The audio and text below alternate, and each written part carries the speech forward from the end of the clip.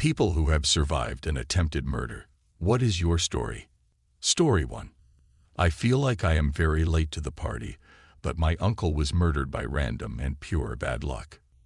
He was living in a high-rise, and some crackhead pressed every single buzzer. Someone let him in out of laziness / not caring / wanting the buzzer to stop.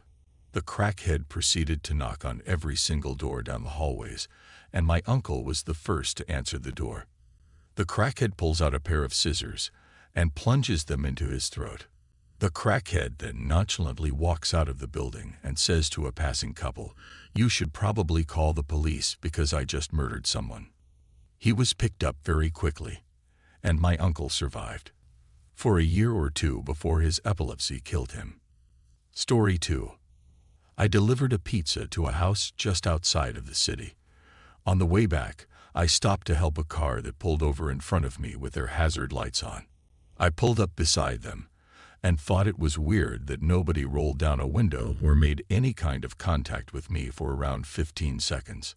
The passenger then jumped out of his side of the car, yelling that they needed help as he made his way toward my car. I thought something was weird about this. As I started to pull away before he could get to my passenger door, he began shooting at me. I ducked my head after the first shot entered through the back window and embedded in my passenger seat headrest. Another shot entered through the rear window, while the other 3 only hit the outside metal parts of my car. He missed altogether with another shot. I remember being sure I was about to die as he fired more shots at me. I was very surprised that it wasn't panicky. It was just like, oh, I guess this is it. Turns out it was a plot to rob me. The pizza was ordered and the guys were stationed down the road to intercept me.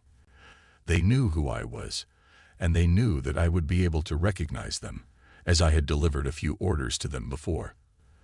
The guy wasn't wearing anything to cover his identity, which leads me to believe that he would have shot and killed me if he would have made it inside my car. By the next morning, they had all been arrested. The shooter was found guilty of attempted murder and sentenced to 40 years in prison. He later appealed that sentencing because there was a word wrong in the jury instructions. He won the appeal and ended up being sentenced to 10 years and was released November of 2010 after 5 years. The remaining 5 years were to be served as parole/probation. He was arrested twice for parole/probation violation when he was only a couple months away from total freedom. I laughed. Story 3. My parents moved to Mozambique during the mid-90s. I was around 8 at the time and started going to school there. A nice private one. Can't complain. My father was working for the Red Cross in Chimoio, so we had a comfortable life. One day, before arriving at school with a friend of mine, some sketchy guy stopped us and offered us a whole bunch of money to just take some small box to a white van that was parked at the end of the street, not even 100 meters away. My lucky day, I guessed. It actually was, but for different reasons. When I was going to go grab the box, my friend grabbed me by the shirt, pushed me, and started running, screaming. Something I didn't understand in Shona, the local dialect. That moment was when it clicked. The moment I looked back, the guy had already vanished. So, wherever you are, thank you, Chud. I will never forget you. Story 4. My mom attempted to murder me and my sister when we were younger. She was going through a psychotic episode and pretty suicidal. And I said the wrong thing that set her off. She chased us down to the basement with a knife. We ran into my room, and my sister hid in the closet while I tried to fight my mom off at the door. She was trying to push it open while I was trying to push it closed. It was a back and forth struggle until she put her hand in the door. I think she was trying to engage my nonviolence because she thought I wouldn't shut the door on her hand. But I slammed the door over and over again until her fingers broke. Meanwhile, my dad, who was in the house, finally came downstairs to check in what was happening. Mind you, this all happened very fast, and my dad has a habit of zoning out when my mom gets in her episodes. He ended up pulling her off of the door, and my sister and I ran out of the house and jumped in our van.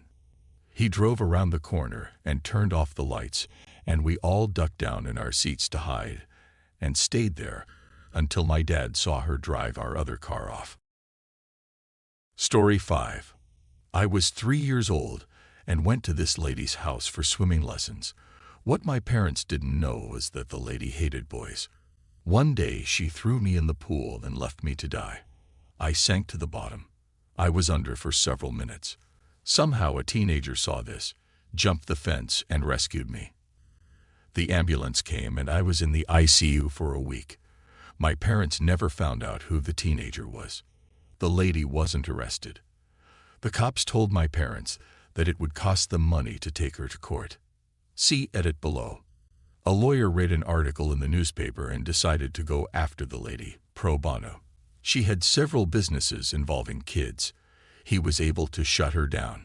She ended up as a waitress and eventually got cancer and died. As a lovely parting gift, growing up I sometimes felt like I was drowning when taking a shower or in water. I've overcome this and eventually got a scuba license and still enjoy swimming. Story 6. A little bit of background. Here we use Telegram to buy drugs. We have this big group with lots of dealers. Very sorted, very handy.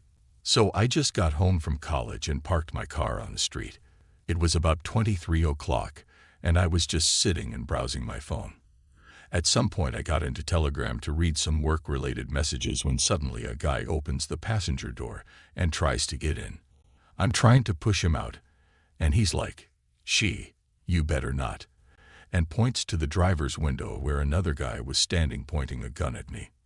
He gets into the car, and from the back another guy comes in, so now there's 3 of them, one on the passenger seat, one by the driver's window which by now opened the door and putting the gun to my head, and another who was sitting in the back and was pointing a knife to my neck. At first I got really confused, and I was like, what the F, guys? The guy next to me started talking about money I owe them and started searching my car. I told them they're mistaken, and he was like, I saw you browsing Telegram, so don't shit me. At that point, for some reason, I got really calm, as I do not do drugs and I don't owe anybody money. I tried to explain that I was just reading work messages, but the guy with the gun got really mad and hit me with the gun.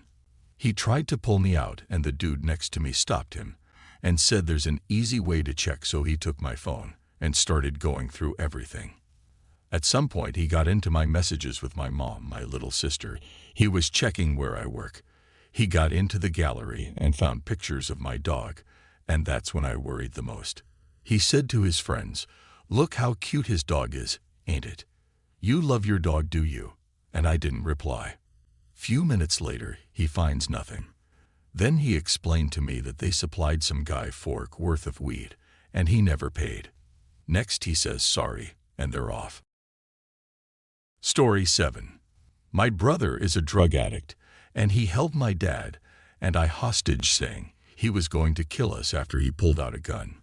He fired it at the upper wall/ceiling at first to show us it was a real gun, and my mom was by the front door and able to run out. I wasn't 100% sure he noticed I was still inside, so I had run into the only room that was locked, which was the bathroom, and hid behind the toilet. I eventually let him know my location by begging him to let us go, and we wouldn't call the police. He said he'd drag me out by the hair and shoot me first if my dad didn't give him any money. Eventually, my dad had convinced him there was money in the basement that my mom had hidden, and I ran out the front door. It was a single-level house. My mom was on the phone with the police from a neighbor's house. What was scariest is that we were in a pretty rural area that had turkey hunting in the woods behind us. I heard a shot from the woods and assumed it was my brother murdering my dad. I had lived in a lot of fear up until that point anyway, because my brother was generally violent and scary. Took me a long time to be healthy again. I'm kind of a small person, but I still managed to lose a ton of weight and still haven't been able to sleep well. It's been almost 13 years. My parents wouldn't let me tell the truth on the police report, so I didn't write anything out or sign anything. My brother wonders now why I can't look at him or why he couldn't hug me on my wedding day. I'm sorry I didn't make it clear while I was writing this out, but my dad was not killed in this incident. Once it was just the 2 of them, and you could hear the sirens approaching. My dad was able to talk my brother out of it. Also, I'm a woman. A lot of people have assumed I'm a man. I know it's easy to blame my parents for enabling my brother's behavior, because I often do it myself, but this situation is very difficult for them too. We didn't have a lot growing up, but they loved us a crazy amount. They were the type of parents who would scrimp and save in order to take us to McDonald's for our birthdays, but not eat anything there themselves because we couldn't afford it. They definitely spoiled us with their love, and they don't deserve the amount of suffering they've experienced trying to help my brother. They didn't realize that they were enabling him at the time, although they understand now. But their goal has always been to save him. Addiction is an incredibly difficult and complex issue. Story 8. It really wasn't an attempted murder, more like an attempt at attempted murder. I have an autistic brother who I was closer to when we were younger. I went upstairs to his room to use his computer because our other brother broke mine. He quietly left, and I didn't think anything of it. He returned shortly after, and when he opened the door, my grandma stopped him and dragged him down the stairs. Turns out, for a long time, my brother had voices telling him to kill me. He didn't want to, but was so tired of hearing the voices, and he was just going to kill me to get the voices to stop. My grandmother had worked with mentally ill patients before, so when he went downstairs to get the pair of scissors, she saw the look in his eye and knew what would happen. He was sent to some fancy hospital for the mentally ill kids in Chicago. He hated it there.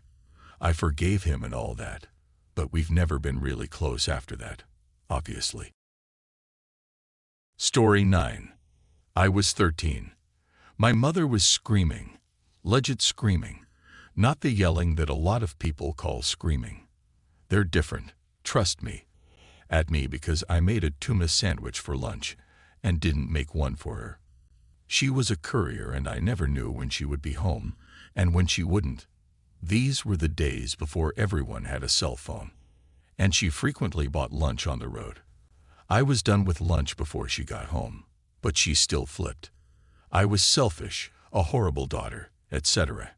Anyway, as she was screaming, I was backing away from her until I was pressed against the sink cabinet. She kept coming towards me. I swear to God, before I knew what was happening or could process/register, she had the scissors out of the knife block in her hand, and she was still coming towards me, scissor points directed at me. I screamed bloody murder. My brother came rushing out of his room, right off the kitchen, as she started swinging them down at my throat. He caught her hand maybe 2 inches away from my skin, and she was coming at me with enough force that there was still some forward momentum for him to counter. If he had not been there, they would have been buried in my throat. To this day, she doesn't understand why I have nothing to do with her, and the closest thing I've ever received to an apology was, "I'm sorry you're not over that." Yeah, she's since been diagnosed as a narcissistic sociopath. Imagine my utter lack of surprise. Story 10.